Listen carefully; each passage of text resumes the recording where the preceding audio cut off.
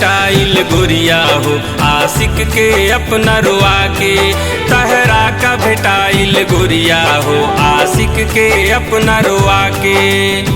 ऐसे नीमन राहित की, ऐसे नीमन राहित की दे दे तू जहर लिया के, तहरा का भेटाइल गोरिया हो आशिक के अपना रुआ के, तहरा का भेटाइल गोरिया हो आशिक के अपना रुआ के।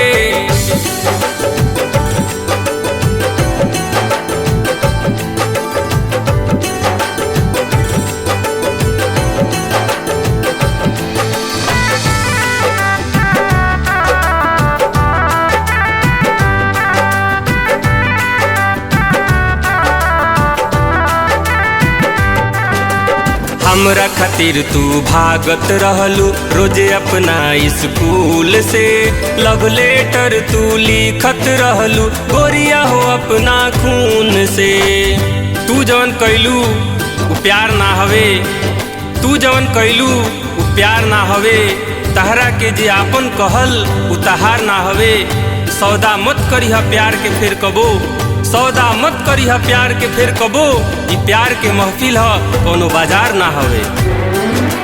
हमरा खातिर तू भागत रहलू रोजे अपना स्कूल से, लव लेटर तू लिखत रहलू गोरिया हो अपना खून से।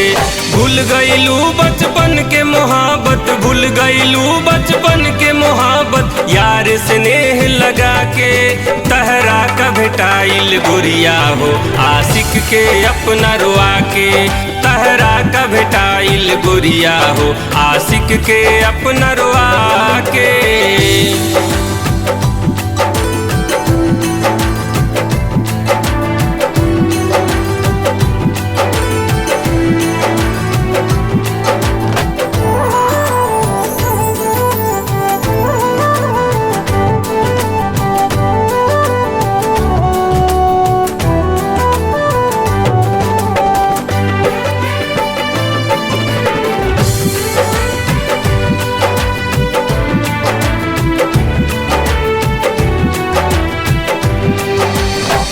के संगे जिए मरे के खैले रहलू कसम हो, यार बदललू ऐसे जैसे बदलेला मौसम हो। तहार कइल 16 सिंगार अब ना सहाला, तहार कइल 16 सिंगार अब ना सहाला, तहरा तीरे नजर के अब मार ना सहाला। अब का देखेलू पलट के ऐ बेवफा, अब का देखेलू पलट के ऐ बेवफा, तहार बेचल हमार प्यार उधार ना सहाला। के संगे जिए मरे के खैले रहलू कसम हो, यार बदललू ऐसे जैसे बदलेला मौसम हो। तुर देहलू तू भरोसा हमर, तुर देहलू तू भरोसा केहू और के मेहंदी रचा के, तहरा का भेटाइल गोरिया हो आशिक के अपना रुआ के, तहरा का भेटाइल गोरिया हो आशिक के अपना रुआ के।